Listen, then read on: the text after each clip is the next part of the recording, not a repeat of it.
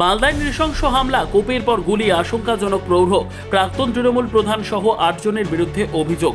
মালদার কালিয়াচক থানার সুজাপুর এলাকায় এক প্রৌঢ়ের ওপর নৃশংস হামলার অভিযোগ উঠেছে। ধারালো অস্ত্র দিয়ে মাথা, ঘাড়, বুক ও পেটে একের পর এক কোপ মারার পাশাপাশি তার ডান হাত ও একটি কান কেটে নেওয়া হয়। এরপর তাকে লক্ষ্য করে পরপর 2 রাউন্ড গুলি চালানোর অভিযোগ রয়েছে। গুরুতর জখম অবস্থায় প্রৌঢ় বর্তমানে মালদা মেডিকেল কলেজ হাসপাতালে চিকিৎসাধীন এবং তার অবস্থা আশঙ্কাজনক বলে জানা গিয়েছে। আহতের নাম ইসরাফিল শেখ। অভিযোগ, বুধবার নিজের ছাগলের খামার থেকে বাড়ি ফেরার পথে সুজাপুর গ্রাম পঞ্চায়েতের প্রাক্তন প্রধান আরিফ আলী সহ তার অনুগামী তৃণমূলের 8 জন কর্মী ইসরাফিলের ওপর হামলা চালায়। ঘটনার সিসিটিভি ফুটেজেরও সামনে এসেছে বলে দাবি করা হয়েছে। ইসরাফিলের স্ত্রী সাহিদা খাতুন কালিয়াচক থানায় লিখিত অভিযোগ দায়ের করেছেন। অভিযোগের ভিত্তিতে পুলিশ ঘটনার তদন্ত শুরু করেছে। অভিযুক্তরা বর্তমানে পলাতক। ঘটনার প্রকৃত কারণ খতিয়ে দেখছে পুলিশ।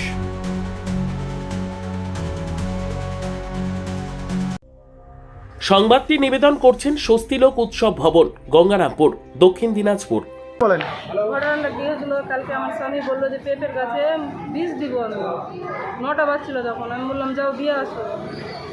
বীজ দিতে যাওয়ার জন্য আমাদের বাড়ি থেকে 3-4টা বাড়ি পর ওখানে আছে যারা বাড়ি আছে একটা, ওখানে বীজ দিতে যায়। দুটো বালতি আর একটা বোতল নিয়ে যাচ্ছিল। পিছন থেকে এসে আমার স্বামীকে অ্যাটাক করে। কি অ্যাটাক করুন? হাসুয়া, পিস্তল নিয়ে সব পিছন থেকে এসে কোপ মারে। সেখানে আমার স্বামী যখন কিছুই জানে না। কোপটা কে মেরেছে?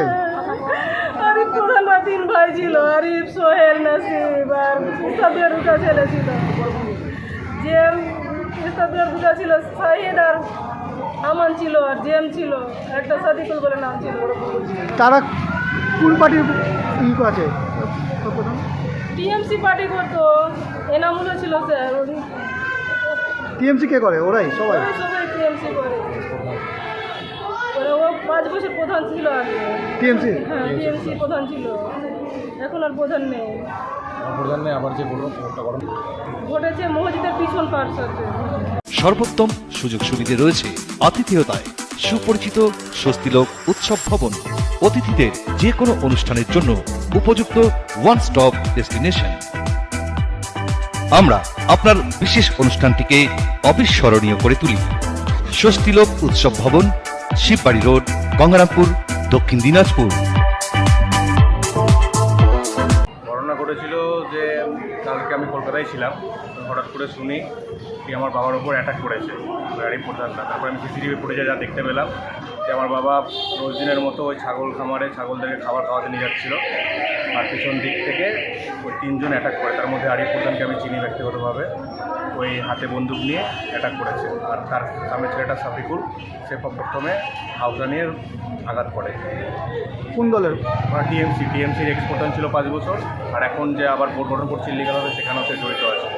মানে মেন কান্ট্রি আরিফ আলী। মানে তৃণমূল দলেরই? হ্যাঁ, তৃণমূল দলের। কেন এই ঘটনাটা ঘটেছে? কেন ঘটনাটার সূত্রপাত হয়েছিল মেনলি ওই 31 জুলাই।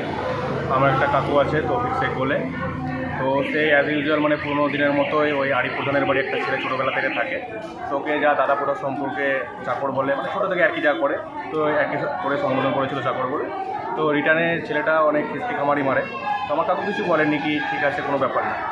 তারপর কি হয় যে ও আরিফ প্রধানের দলবলকে সবাইকে ডেকে নিয়ে আসে। আরিফ প্রধান ওই অ্যাজ ইউজুয়াল প্রত্যেক দিনের মতো মানে সব জায়গায় ওই সেদিন বলে না, মদ্যপ অবস্থায় থাকে, অশ্লীল ভাষায় কথাবার্তা বলে। ব্যুরো রিপোর্ট, উত্তর বাংলা সংবাদ।